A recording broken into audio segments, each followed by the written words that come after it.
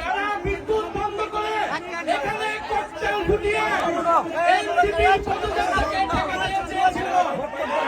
আমরা বলবো স্পষ্টভাবে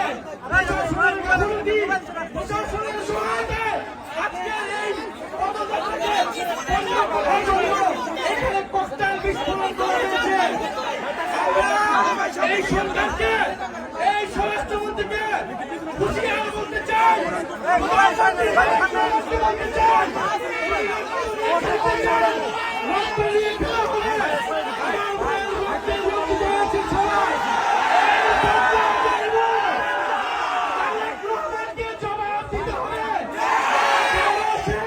নিরাপত্তা নিশ্চিত করতে পারে নাই,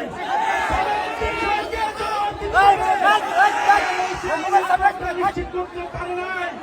আপনারা ককটেল ফুটান, গুলি চালান, বোমাবাজি করুন, এনসিপির পদযাত্রা চলমান থাকবে।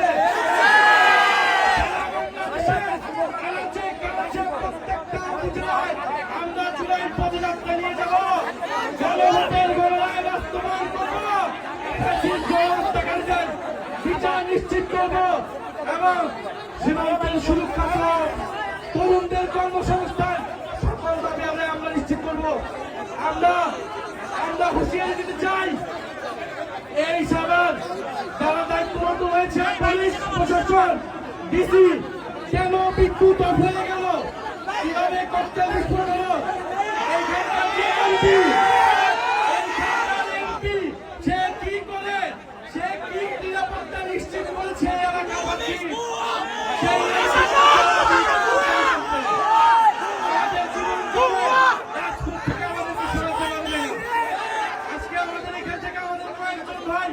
গুরুতর আহত হয়েছে।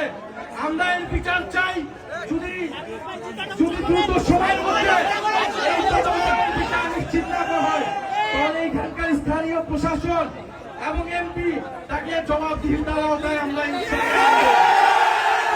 এনসিপির পদযাত্রা চলমান থাকবে। যত ভয়, ভীতি, বোমাবাজি, ককটেল সবকিছুকে উপেক্ষা করে আমাদের পদযাত্রা চলমান থাকবে এবং স্পষ্ট আজকের এই ককটেল বিস্ফোরণ, বোমা বিস্ফোরণ প্রশাসনের সহায়তায় হয়েছে। কেন বিদ্যুৎ বন্ধ করে দেওয়া হয়েছিল, বিদ্যুৎ বন্ধ করে দিয়েছিল, স্পষ্টভাবে আমাদেরকে খুন করার পরিকল্পনায় এখানে বোমা বিস্ফোরণ করা হয়েছে। বিচার চাই, কোন সন্ত্রাসীর ঠিকানা এই সাভারে হবে না। যারা গণহত্যাকারীদেরকে প্রশ্রয় দিবে, যারা সন্ত্রাস চাঁদাবাজি খুনিদেরকে প্রশ্রয় দিবে, যারা দুর্নীতিবাজকে প্রশ্রয় দিবে, তাদের পরিণতি ফ্যাসিস্ট আওয়ামী লীগের মতো হবে।